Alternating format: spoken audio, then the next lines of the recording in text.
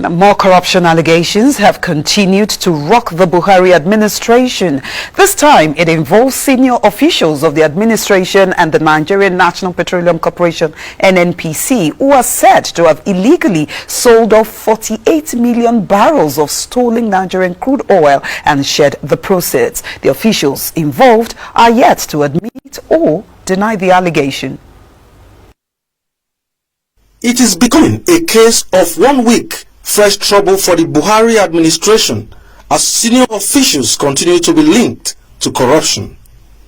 The latest may be the biggest hits yet uncovered in the highly opaque dealings in the country's petroleum industry, if the claims made by a whistleblower is substantially verified. The lead was let open by a Mexico-registered oil and gas trading company, Samano, which claims officials of the Nigerian National Petroleum Corporation, NNPC, the former chief of staff to the president, Abba Kyari, and other representatives of the government connived to sell about 48 million barrels of stolen Nigerian crude oil in China. A letter addressed to the group managing director of the Nigerian National Petroleum Corporation, NNPC, through a law firm, Lord's Temple, the whistleblower points accusing fingers at the NNPC Group Managing Director, Mele Kyari, and the President-led Chief of Staff, Abba Kyari. The stolen crude, the highly coveted Bonny Light grade, was said to be held up in different ports in China.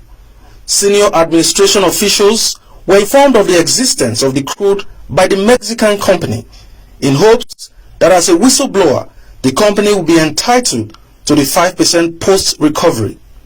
But through a backdoor arrangement, the said deal was sealed and the crude sold off on the authorization of the NNPC and the late Chief of Staff, who until his death was on the board of the NNPC. The money involved, about $2.5 billion US, based on the average price of Bonny Light crude as at the period of sale in 2015. A US-based journalist, Jackson Ode, led the expose. This is a letter from the DSS.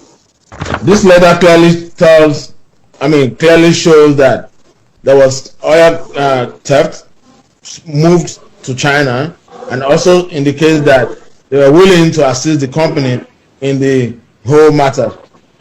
This is a letter from Mele Kyari, which is an NNPC email address, promising to help the company solve the issue. This is part of the letter also. This is also a letter from Samano, to former DSS, about the oil theft and the sales of the oil theft. This is another letter from Samano to the former chief of staff. You can see right there, the stamp of the former chief of staff. It's meeting him of the oil theft. This was written in 2015. This is part of the letter too. This is also another letter from NNPC on the crude. These are pictures.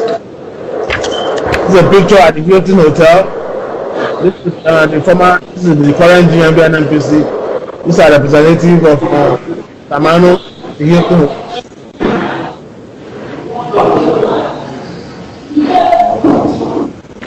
This is a picture of Samano guy and General Umar Muhammad retired in his house.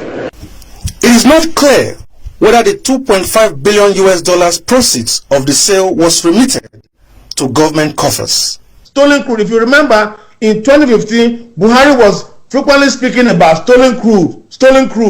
In fact, there's a letter Buhari wrote to the Chinese government, asking them to help, which means he knew about it and he was doing what any president would have done. He asked his allies to go to China and track this stolen crude and make sure that it is either returned back to Nigeria or sold, and the money put in the Federation account. But none of these trusted allies he sent to China went to him and said, "Sir, we have found the crude. We have sold it.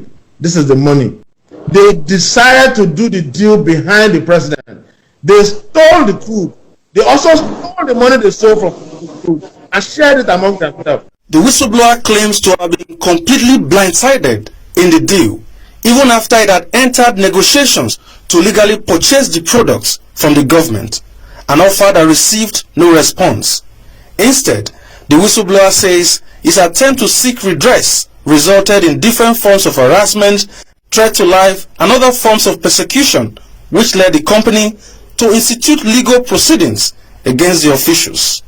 AIT has reached out to the NNPC for a reaction to the claims, but has yet to receive any response for over a week. For now, Nigerians are waiting to see how the Buhari administration redeems itself from the latest scandal and provide convincing answers on the whereabouts of the $2.5 billion.